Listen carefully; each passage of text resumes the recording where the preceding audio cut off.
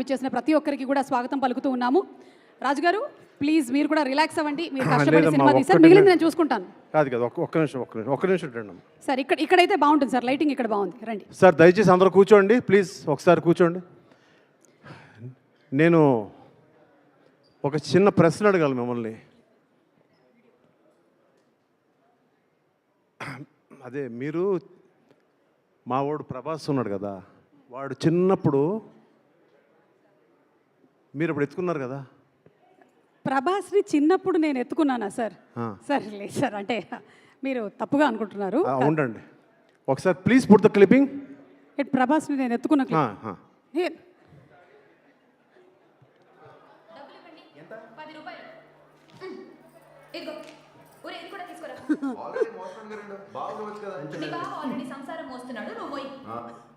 Sir కింద ఉండేది కాదు సార్, ప్రభాస్ గారు పైన అక్కడ.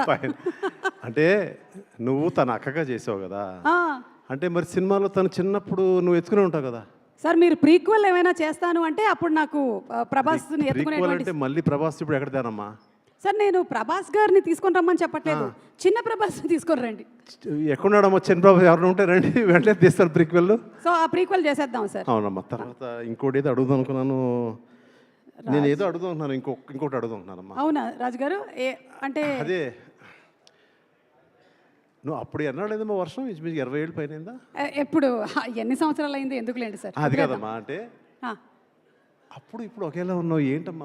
What is that sir? పొగడకండి సార్ మరి నిజంగా, ఎందుకంటే నేను ఉన్నాను కదా పక్కన ఎవ్రీ షాట్. అవును సార్, నేను మీకు తెలుసు కదా, ఓన్లీ యాక్షన్ తప్ప మిగతా అంతా నేనే చూస్తున్నాను కదా. అవును సార్, అవును. అదే అప్పుడు ఇప్పుడు ఒకేలాగా ఎలా ఉన్నావు అన్న. ఏంటో సార్ నా అందం అలాంటిది, అతుక్కుపోయింది నాకు. నువ్వు వాడేది డై ఏంటమ్మా సార్? పైన వాడుతూ డై. సార్ ఎంఎస్ రాజు గారిని దయచేసి కూర్చోవలసిందిగా రిక్వెస్ట్ చేస్తున్నాము. చెప్పట్లేదు, కూర్చోండి. ఆల్మోస్ట్ ఇద్దరం ఒకటే కంపెనీ కొంటున్నట్టున్నాం సార్. డై ఇక్కడ డై వాడని వ్యక్తి ఎవరైనా ఉన్నారంటే భానుచంద్ర గారు ఒకళ్ళే.